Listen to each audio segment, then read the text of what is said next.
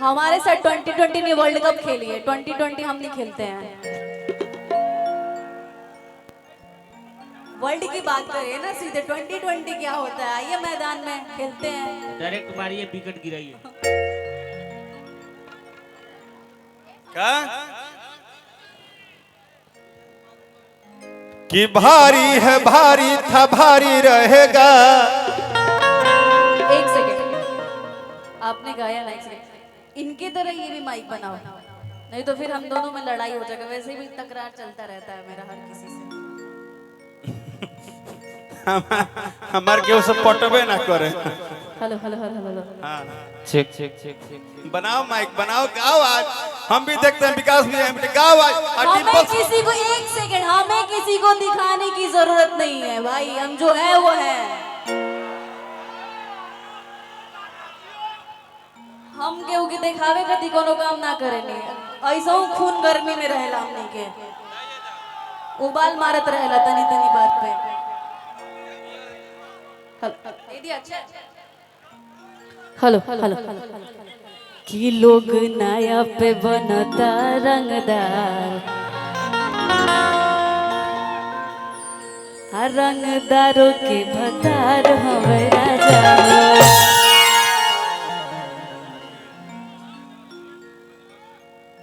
सो मैं आप सबको देख के गाना गाती हूँ, ठीक है?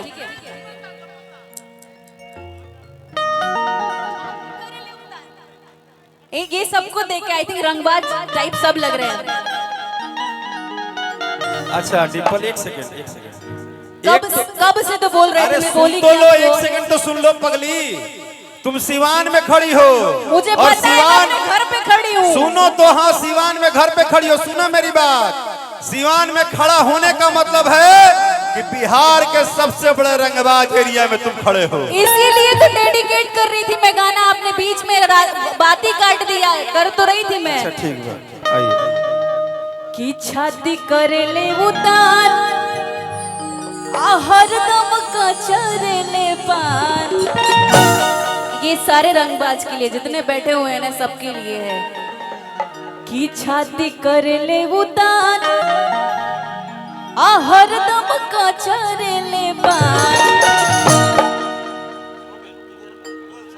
कि सगरो चलल बा चलान, रंगबाज राजा के।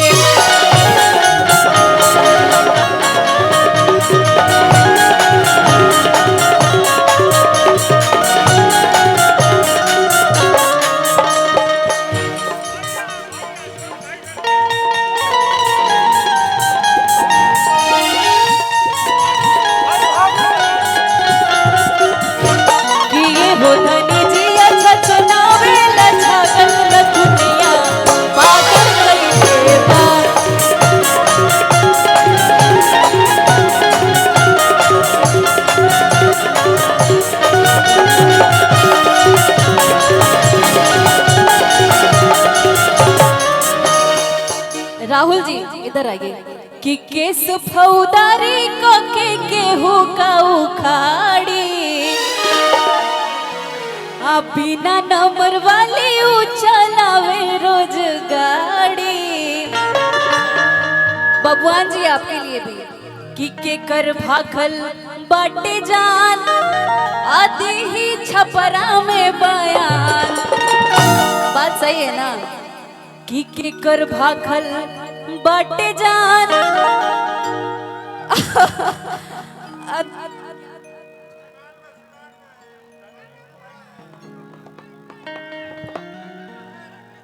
कौन है? अच्छा,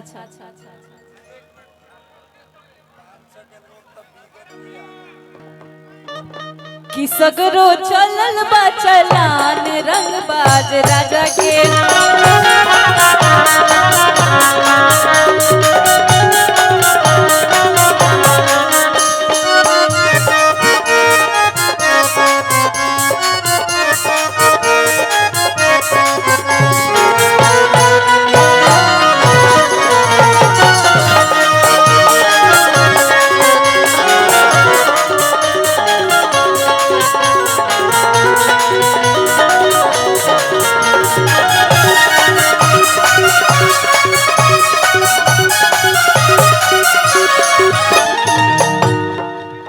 सखी। अच्छा सखी सुना, हाँ तू तारा हम साचो बहुत मान ले तो तार को ना पत्ते कटबे ना कर, जहां बोले लो सब ठीक बा। अच्छा, वैसे मेरा कोई भी बात नहीं कटता है। हाँ ना केहू ना काटे। अभी क्या बा मार्केट में केहू तर पतवे ना काटी, कहे से कि तुमसे बड़ा पावर। पावर की बात ही नहीं है। आप कुछ बोलने वाले हैं क्या? ऐसा है कि हम लोग के बड़े भैया गार्जियन नागेंद्र सिंह जी, जेपी सिंह जी, उपेंद्र सिंह जी और राजेश सिंह जी और रोहित सिंह जी, राहुल सिंह जी और ये भैया बताए थे, हाँ किरानी सिंह जी, इस पूरे परिवार में हम लोग आके एक बात आज महसूस किए कि कभी कभी कलाकार को मंच मिलता है। आज पता चला कि इस मंच पे आके कलाकार को एक परिवार मिलता है। एग्जैक्टली। और आपने हम लोग को जो व्यवहार दिया है ना, वो घर के बच्चों जैसा दिया है। ऐसा लग रहा है कि हम लोग गा रहे हैं, आप उड़ा रहे हैं और आप ये कह रहे हैं कि बेटा और आगे बढ़ो और अच्छा करो। नहीं तो एक सेकेंड, नहीं तो यहाँ पे ऐसे ऐसे लोग हैं आई हो जो धमकाते तो ऐसा है जैसे कि घर में घुस जाएंगे। हाँ, तो हम भी, हमारा भी खून गर्म ही होता है भैया, कहाँ तक घुसबा। और क्या, तो खून की तो गर्मी होगा नहीं, तो फोन पे धमकाने वाले लोग बहुत ज्यादा यहाँ पे हैं, बट हमारे पास किसी रंगदार है जे बड़े, रंगदार है जे बड़ा, ठीक बोले हो। सिवान में केहू धमकी ना दिखा है कि सिवान से पूरा भारत चलेला, पूरा सिस्टम चलेला शेरे सिवान। अच्छा, और आज एक बात हमको मजा आ गया मुखिया जी, आपका प्रोग्राम होगा खत्म भी हो जाएगा, लेकिन एक बात याद रखिएगा, दादी भी हमको याद रखेंगी, बुआ भी याद रखेंगी, माँ भी याद रखेंगी, वो बच्चा भी याद रखेगा और सिवान का एक एक भाई भी हमको याद रखेगा। अच्छा सुनिए, एक सोहर तो बनता है ना बाबू के लिए। क्या हुआ? आप नहीं गाएंगे?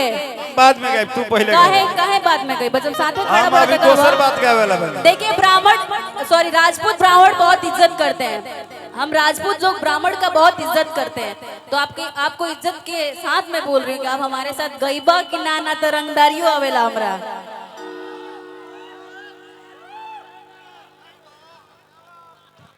का दो ई रंगदारी करी हैं मेरा ये दुनिया के बताओ ताकि लोग नया पर बनता रंगदार, कि लोग नया पर बनता रंगदार, और रंगदारों के भतार हमें राजा हो। जो पगली अब राजभोग जब तोर भतारे रंगदार हो गए तो तोरा का टेंशन बा? एक्सक्यूज मी, आप मेरे दोस्त हैं, ऐसा मत बोलिए। नहीं, मंच पे बोला। बना बनाया सेटिंग पे ये लोग खराब कर देते हैं यार। ये जितने सिंगर है ना, एक्टर लोग, मेरा बना बनाया सेटिंग। हेलो गाइस, कसम डिम्पल की कसम खा के कहते हैं, हम डिम्पल के दोस्त हैं, दोस्त है दोस्ती रहेंगे और इनके शादी में हम ही लोग बैंड बाजा भी बजाएंगे। खुश, वेरी खुश, वेरी खुश, वेरी खुश। मैं बोलूंगी नहीं, पहले आप बोल लीजिए, उसके बाद मैं बोलूंगी। कि छतिया में 6 गोली ठोक दे बेले,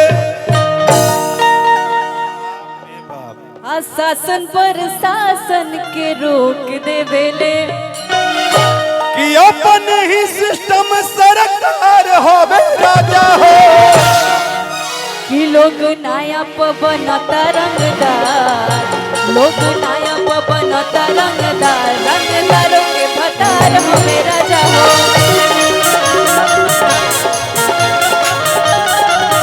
लोग नया बनता रंगदार, रंगदारों के भतार हमें राजा हो।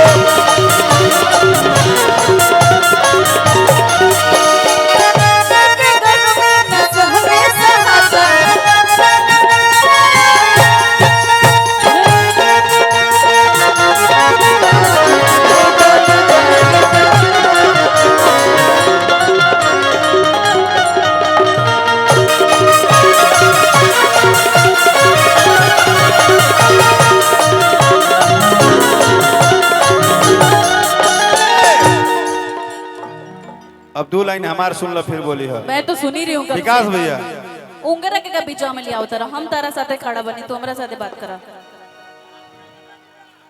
मेरे से एक्सक्यूज मी, मेरे से इधर मेरे से बात करिए। कि 4 पैक दारू हर सुनर में मेहरारू मेहरारू मेहरारू इधर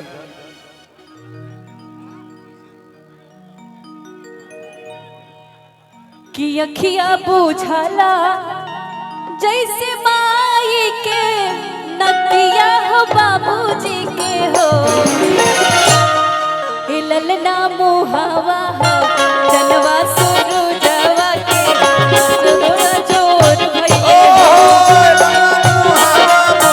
जाला सुरु जावा के आंगना में सोर भइले होए ललना जुग जुग जिया सुलला नवा भवनवा के भाग जागल हो जुग जुग जिया सुलला नवा भवनवा के भाग जागल हो जाला सुरु जावा के आंगना में सोर भइले हो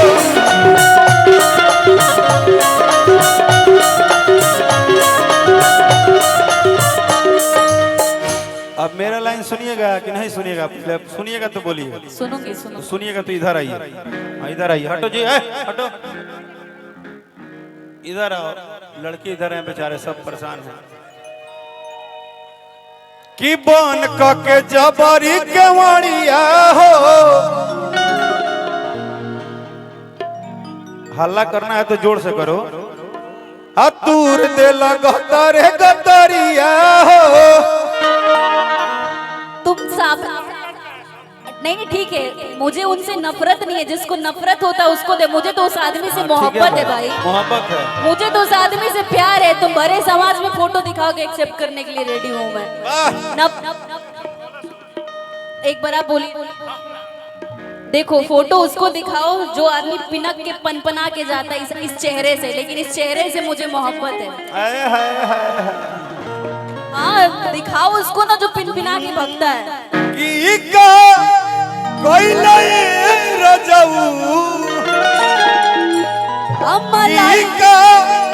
कोई नहीं रजाऊ। अरे नाई रे पलंग तुम मैला कमर मुचकैला ए रजाऊ। अरे नाई रे पलंग मुचकैला कमर मुचकैला ए रजाऊ।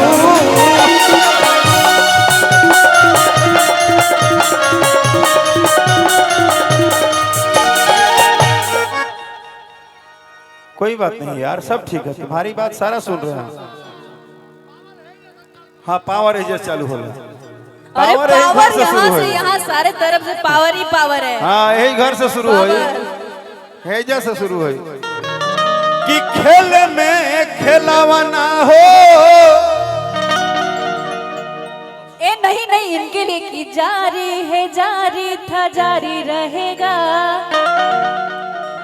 कि जारी है जारी था जारी रहेगा।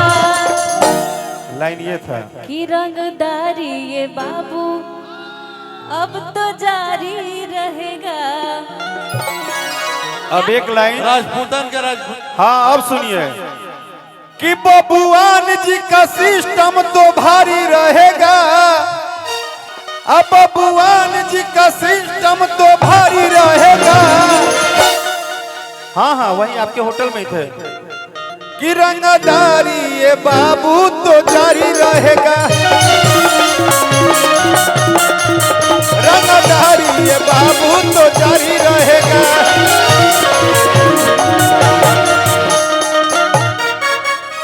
डिम्पल ना डिम्पल, अरे सुन तो लो कि मुखिया जी माए जुग जियल बड़े शान से, आजीवन बीतई है अपन हो देखो जान से। कि तैयारी है तैयारी था तैयारी रहेगा। तैयारी है तैयारी रहेगा। कि रंगदारी ये बाबू अब तो जारी रहेगा।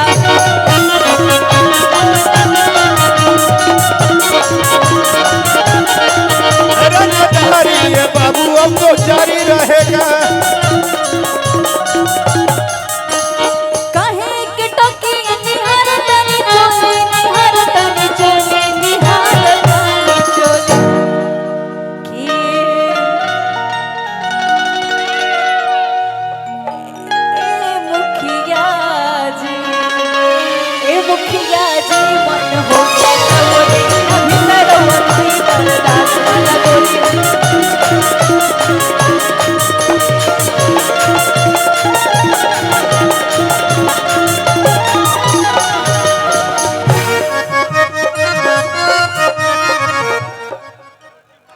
कितना अच्छा लाइन गाई है डिम्पल, क्या दिमाग है भाई, खतरनाक लाइन था। लेकिन एक बार लाइन और है कि परखंड हो या जिला हई मुखिए जी से हिला। क्या ये है बाजी। किससे हिला? कि सगरो चलल बा चलान बबुआन राजा के।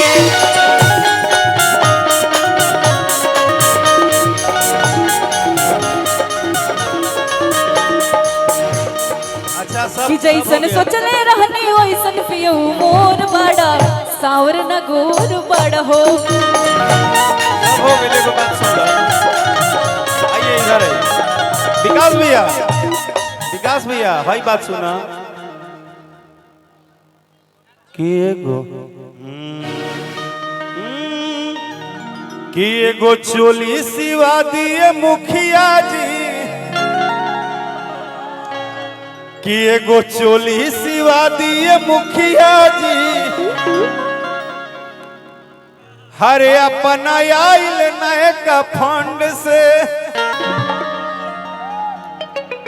कि थोर थोर का बता दैया राजा हमर काहे दो ठंड से।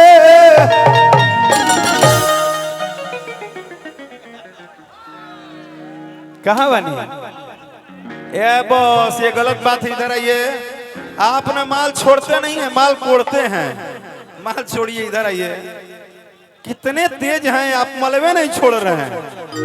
अगर रौरा दुआरी पा के क्यों 5 लाख नाल के तो का लेके गई का कोई का जी, कि थर थर का बेला दही आए राजा रात भर ठंड से। एगो और मुखिया आइल बड़ा हमने के यहाँ, इहो बड़का गांव के मुखिया हवे। भौजाई हमार मुखिया है, आ भैया हमार मुखिया है। भौजाई हमार मुखिया है, भाइयों हमार मुखिया। इनका के मानी राजा लीची कहाँ बंटवाए थे? बंटवाए नहीं थे पूरा। अच्छा हाँ, एक बात के लिए हम चाहते हैं कि मजाक मस्ती सब अलग है। आज नाती के भैया के नाती के ना नाती के माइल बन जाए, बहुत मस्ती भाई। और सच कहतनी इंडिया में कतनो कार्यक्रम होई हतना आनंद कहीं ना आई। लेकिन विकास भैया खातिर एक बात के लिए ताली बजाइएगा। सुनिए सारे कलाकार को ये कह के बुलाए हैं कि हमारे बच्चे का अपना फंक्शन है। ए ताली राकेश बजा जी, दो। हाँ कि हई पुलिस अपार शासन अजवार का करी। बाबा हमर मुखिया रंगदार त सरकार का करी।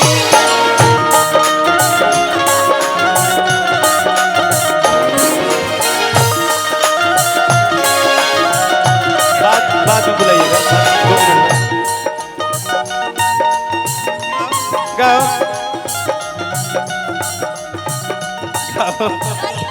मैं भूल जा रही भाई। सुनिए ना, उस बात नहीं होगा, बात अभी एक होगा। रुकिए, अभी बात के हुई कि थर थर का बेला दैया ये राजा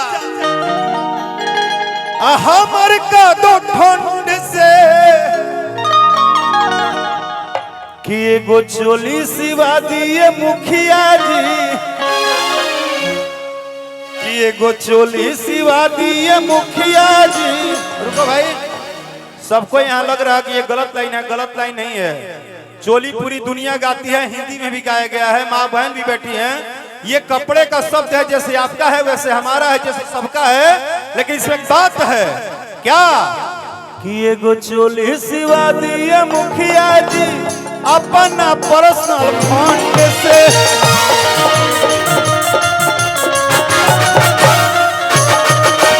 अपना सिवा दी मुखिया जी अरे पर्सनल अपना फंड से।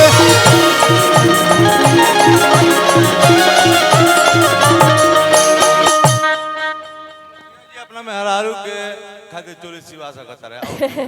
सुनिए, मैंने बहुत अच्छा लाइन याद किया था, आप मेरा साथ नहीं दे रहे। सॉरी, बोलिए। कि हई पुलिस अपर शासन हई जवार का करी। हम यहाँ पे हमर राजा रंगदार त जवार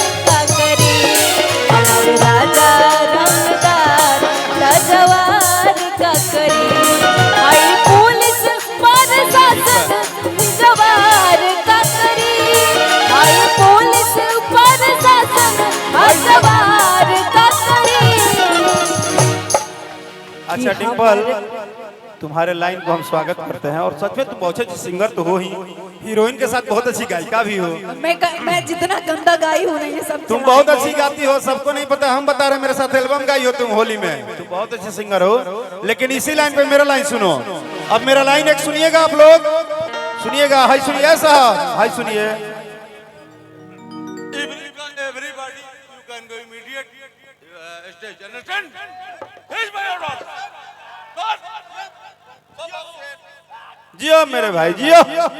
अब मेरा लाइन सुनिए।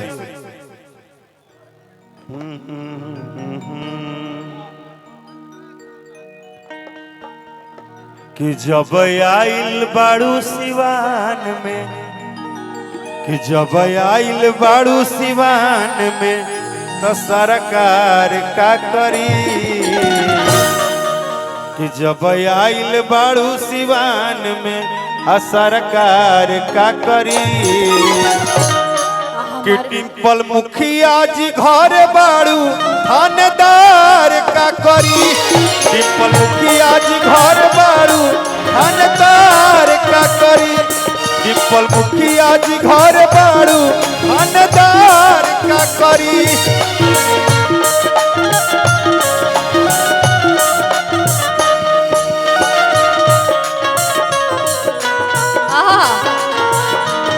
आपके प्यार में संवरने लगे, आपसे हमको मोहब्बत हुई, इस कदर आपसे हमको मोहब्बत हुई, आपके प्यार में।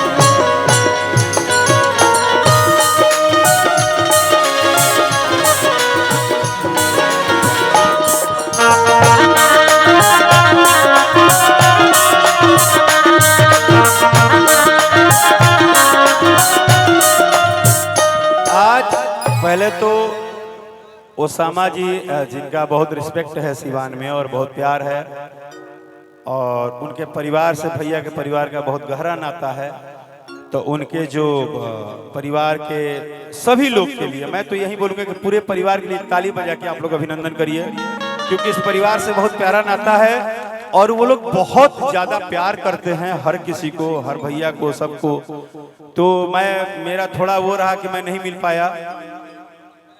हाँ ठीक बा, कोनो बात ना, लेकिन हम एक बार मिलब रुआ, हमरा के मिलवाई। राकेश जी हाँ। एक सेकंड, हाँ। एक डांस दिखाएं, शिल्पी जरा इधर शिल्पी इधर आओ, इधर आओ, आओ तुम आओ, झुट्टो का लहंगा पहन के गुड़िया बन एक पड़े सेकंड, ना। हम लोग का देखेगा, आप भी करिएगा कॉपियां। चले लो डहरिया, तुम उधर से आना, मैं इधर जाऊंगी। डन। आप भी आएंगे, बीच में खराब नहीं करेंगे। कि चले लो डहरिया और तना दे बिच नैया हिलोर मारे। अब बताओ ना क्या करी जाई, झुकल बड़ा ने तरी लेते हैं। चलिए ये देखिए, डांस देखिए, शिल्पी करेगी जी, दिखाइए ना। कि चले लुटा हरिया तना दे बिच नैया हिलोर मारे।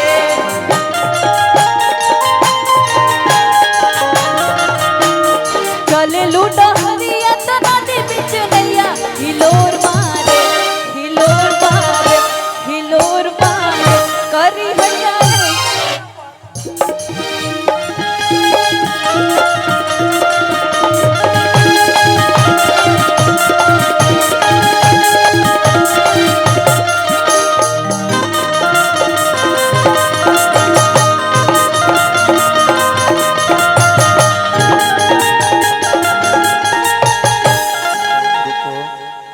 डिम्पल डांस कैली है, शिल्पियों कैली है, दोनों आदमी कैल है।